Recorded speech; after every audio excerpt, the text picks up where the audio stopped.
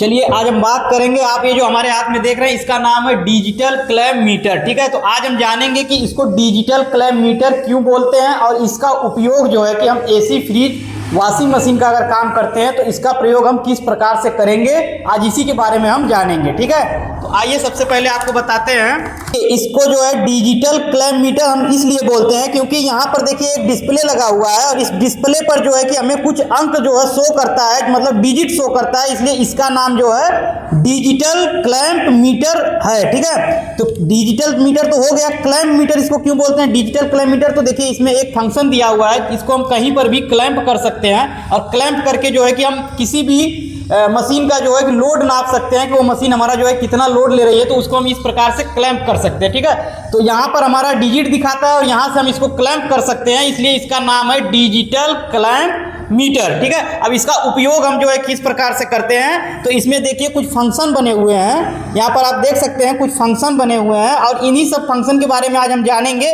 कि हमारा जो है किस फंक्शन पर कौन सा वर्क जो है कि काम करता है। ठीक है, तो सबसे पहले देखिए यहाँ पर नीचे जो है, देखिए यहाँ पर नीचे ऑफ लिखा हुआ है और इस क्लैंप मीटर में ये जो गोल सा आप देख रहे हैं, ये जो घुमाने वाला गोल सा देख रहे हैं आप, यहाँ पर देखिए एक जो है एरो का सिंबल बना हुआ है। ठीक है, इसको आप ध्यान से देखिए, एरो का सिंबल बना हुआ है। इस एरो का सिंबल जिसके भी सामने होगा, यहाँ पे जितना भी अंक ये सब लिखा हुआ है, ये एरो का सिंबल जिसके भी सामने होगा हमारा क्लैंप मीटर जो है कि उसी के हिसाब से जो है काम करेगा। तो सबसे पहले देखिए अभी ये आपके सामने है, तो यहाँ पे ऑफ लिखा हुआ है और ये सिंबल हमारा इसके सामने है, तो अभी हमारा क्लैंप मीटर ऑफ है। ठीक है, इसके बाद देखिए उसके ऊपर एक फंक्शन बना हुआ है 200 के ओम, 200 के, और ये देखिए ओम का सिंबल बना हुआ है। तो यहाँ पर हम किसी भी चीज का रजिस्टेंस, जैसे रजिस्टेंस होता है ना, तो रजिस्टेंस को चेक करते हैं किलो ओम पर, तो हम किसी भी चीज का जो है रजिस्टेंस चेक करना होगा तो हम इसको किलो ओम पर सेट करेंगे।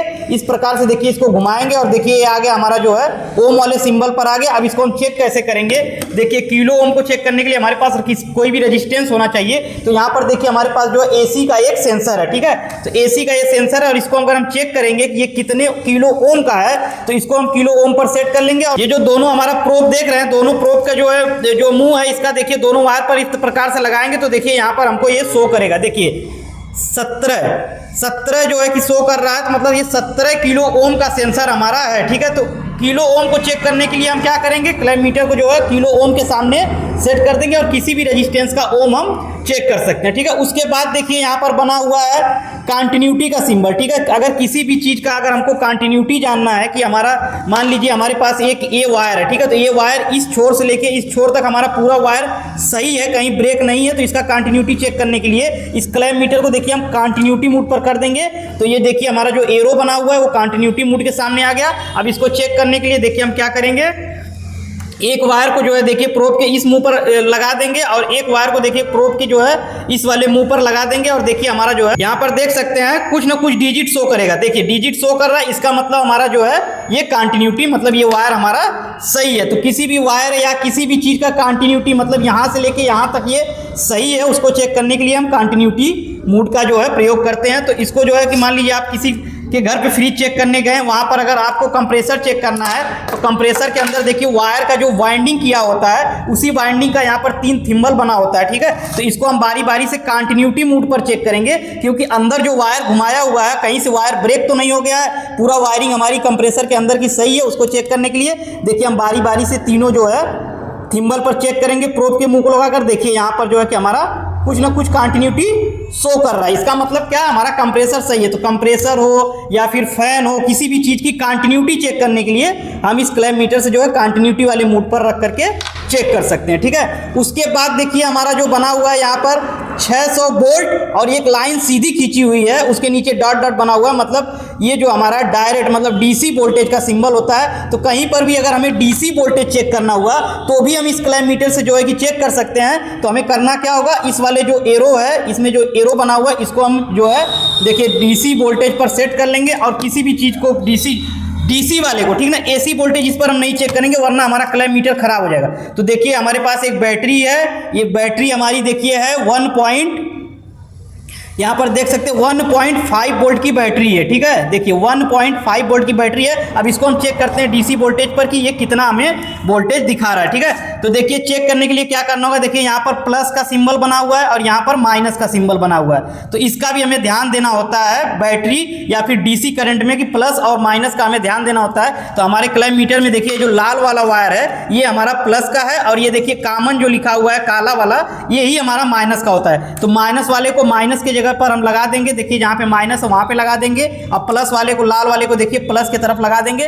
तो देखिए हमें यहाँ पे बता देगा कि हमारी बैटरी कितने वोल्ट की है। ठीक है, तो क्लैम्प मीटर में हमारे दिखा रहा है 1 वोल्ट, मतलब इसके अंदर अभी 1 वोल्ट पावर जो है बची हुई है। ठीक है, तो इस प्रकार से हम डीसी वोल्टेज को चेक करते हैं। अगर आप इसको मतलब प्लस को माइनस की जगह और माइनस को प्लस की जगह रख करके चेक करेंगे तो देखिए क्या होता है। आइए हमारे पास एक बड़ी बैटरी है 12 वोल्ट की बैटरी है, उसको भी हम आपको चेक करके दिखाते हैं। ठीक है, ये जो बैटरी हमारी है इन्वर्टर की बैटरी है, ये देखिए हमारी 12 वोल्ट की बैटरी है और इसमें देखिए यहाँ पे प्लस बना हुआ है और यहाँ पर माइनस बना हुआ है। ठीक है, तो लाल वाला हमारा देखिए प्लस है और ये ब्लैक वाला माइनस है। तो प्लस और माइनस को रखेंगे तो देखिए यहाँ पे हमें देखिए 10 वोल्ट 11 वोल्ट मतलब 11-12 वोल्ट हमारी जो बैटरी जितना चार्ज है उतना दिखा रहा है। अगर इसको हम घुमा देते हैं तो देखिए क्या होता है,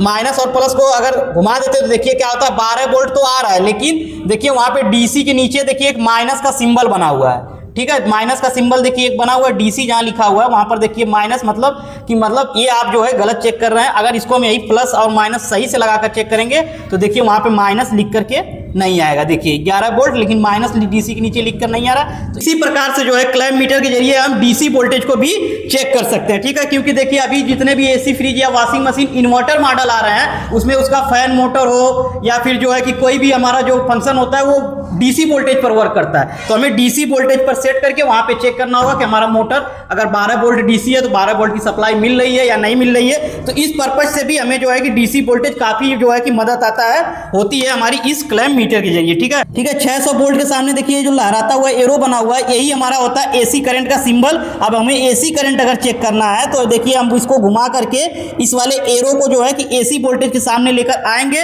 और वोल्टेज जो है कि हम एसी चेक कर सकते हैं कि हमारे घरों में कितना वोल्टेज आ रहा है या हम जिस मशीन को जो है कि चलाना चाहते हैं उसको चलाने के लिए हमारे पास पर्याप्त वोल्टेज है या नहीं है। तो हमारे पास देखिए ये एक बोर्ड है, इसमें हम चेक करके देखेंगे कि इसमें कितना वोल्टेज एसी आ रहा है। तो आप देख सकते हैं यहाँ पर 229 वोल्टेज एसी आ रहा है। ठीक है, एसी वोल्टेज में हमें ये नहीं देखना होता है कि कौन सा माइनस है प्लस है, कोई भी वायर हम कहीं भी लगा देंगे तो हमें वोल्टेज जो है बराबर ही देखने को मिलेगा। तो देख सकते हैं 229 ऐसे भी दिखा रहा है और 229 अगर हम इसको घुमा भी देते हैं तो भी हमें 228 229 वोल्टेज देखिए दिखाई दे रहा है। ठीक है, तो एसी वोल्टेज में हमें ये नहीं देखना होता है लेकिन डीसी वोल्टेज में हमें माइनस प्लस देख करके ही लगाना होता है। ठीक है, तो उसके आगे देखिए एक 400A लिखा हुआ है। ठीक है, उसके सामने भी लहराता हुआ एरो बना हुआ है। तो इसमें भी हम एसी करंट को ही नापते हैं लेकिन इसमें वोल्टेज को नहीं नापते हैं, इसमें हम एम्पियर को नापते हैं। ठीक है, क्योंकि देखिए 400A लिखा हुआ है और जहां पर हम जो है वोल्टेज को नापते हैं वहां पर देखिए V लिखा हुआ है। ठीक है, तो एम्पियर क्या होता है, एम्पियर हमारा जो किसी भी मोटर या किसी भी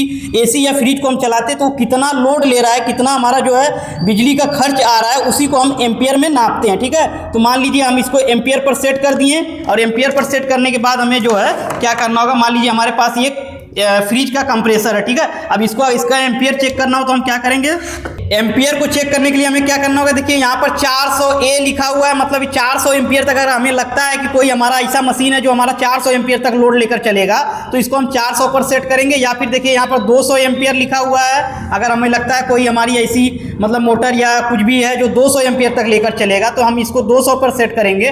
बाकी देखिए यहाँ पर 20 एम्पियर भी लिखा हुआ है, अगर हमें लगता है कि हाँ हमारा कोई ऐसा मोटर या कुछ भी है जो 20 एम्पियर के अंदर चलता है तो हम इसको 20 पर सेट करेंगे। तो ये तीनों देखिए फंक्शन एक ही है, सिर्फ इसका मापने की जो क्षमता है वो अधिक है। तो यहाँ पर 20 एम्पियर लिखा हुआ है, यहाँ पर 200 एम्पियर लिखा हुआ है, यहाँ पर 400 एम्पियर। तो अभी हम कंप्रेसर जो होता है फ्रिज का, ये देख सकते हैं कंप्रेसर जो है फ्रिज का, इसको चलाकर चेक करेंगे तो हमारा कंप्रेसर जो है ये देखिए 20 एम्पियर के नीचे ही चलता है, इसलिए हम जो है कि इसको 20 एम्पियर पर सेट करके उसके बाद जो है कि इसको मापेंगे कि कितना जो है एम्पियर ले रहा है। ठीक है, तो देखिए हम 20 एम्पियर पर इसको सेट कर लिए क्लैम्प मीटर को।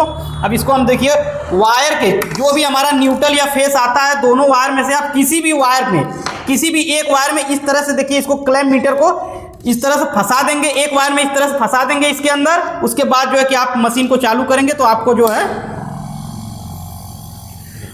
देखिए 0.87 0.89 मतलब ये लमसम 1 एम्पियर के आसपास जो है कि लमसम चल रहा है। और देखिए कंप्रेसर हमारा जो है देखिए यहाँ से जो है कि वर्क कर रहा है। ठीक है, देखिए, ठीक है। तो किसी भी मशीन का एम्पियर चेक करने के लिए कि हमारा जो है मोटर या कंप्रेसर या एसी का कंप्रेसर, कोई भी किसी भी चीज का जो है कि एम्पियर चेक करने के लिए वो कितना लोड ले रहा है, उसको चेक करने के लिए हम एम्पियर पर सेट करके और किसी भी न्यूट्रल फेज के किसी भी एक वायर में ले जा करके लगा देंगे तो हमें जो है कि एम्पियर सही सही दिखाने लगेगा। मान लीजिए आप इस वायर में लगाए हैं तो भी हमें एम्पियर दिखा रहा है, और इस वाले वायर में हम लगा दे रहे हैं तो भी देखिए हमें जो है कि एम्पियर सेम ही एम्पियर दिखाएगा। ठीक है, तो न्यूट्रल या फेज किसी वायर में भी लगा करके हम एम्पियर चेक कर सकते हैं। ठीक है, अब इसके बाद आप देख सकते हैं हमारे क्लैम मीटर में यहाँ ऊपर एक लिखा हुआ है डाटा होल्ड। तो डाटा होल्ड का जो फंक्शन होता है, डाटा होल्ड को अगर हमें पता है, देखिए डाटा होल्ड लिखा हुआ है और यहाँ पर उसके लिए एक बटन दी हुई है।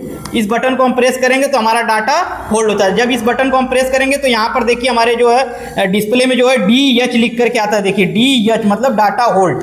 तो इसका प्रयोग हम कहाँ करते हैं, मान लीजिए आप किसी भी AC या फ्रिज या किसी भी ऐसी मशीन का लोड चेक कर रहे हैं और वहाँ पर जो है आप इसको देख नहीं सकते हैं कि मतलब हाँ कितना एम्पियर आ रहा है, तो आप अपना हाथ डाल करके इस तरह से यहाँ पे जो है कि फंसा देंगे। अब फंसाने के बाद आप क्या करेंगे, देखिए इस बटन को अगर प्रेस कर देते हैं, इस बटन को प्रेस करेंगे तो ये डाटा हमारा होल्ड हो जाएगा और उसके बाद आप जो है कि इसको आराम से बाहर निकाल करके देख सकते हैं कि हाँ कितना एम्पियर, या फिर आप कहीं वोल्टेज भी चेक कर रहे हैं तो उस समय भी डाटा को होल्ड कर सकते हैं। मतलब किसी भी चीज के लिए अगर आप जो है कि डिस्प्ले पे शो जो हो रहा है नहीं देख सकते हैं, उस समय जो है उस सिचुएशन में आप डाटा होल्ड का बटन प्रेस कर देंगे तो यहाँ पर जो भी डिजिट रहेगा वो होल्ड हो जाएगा और उसको आप बाहर निकाल के आराम से देख सकते हैं कि हाँ हमारे क्लैम मीटर में कितना जो है कि डाटा दिखा रहा है। ठीक है, तो ठीक इसी प्रकार से जो है कि हमारा ये जो डिजिटल क्लैम मीटर होता है इसका इस्तेमाल किया जाता है। और अगर कभी भी आपको अगर समझ में ना आए तो आप समझ जाइए इसको डिजिटल क्लैम मीटर सिर्फ और सिर्फ इसलिए बोलते हैं कि देखिए यहाँ पर ये जो अंक लिखा हुआ है इसी का मतलब होता है डिजिट। तो ये हो गया हमारा डिजिटल और यहाँ से हम क्लैंप कर सकते हैं, इसलिए इसका नाम होता है क्लैंप। तो ये हमारा हो जाता है डिजिटल क्लैंप मीटर। ठीक है, तो उम्मीद करते हैं कि आप जो है कि अब डिजिटल क्लैंप मीटर चलाना समझ गए होंगे, और अगर कहीं भी कोई दिक्कत होती है तो आप हमें कमेंट करके पूछ सकते हैं।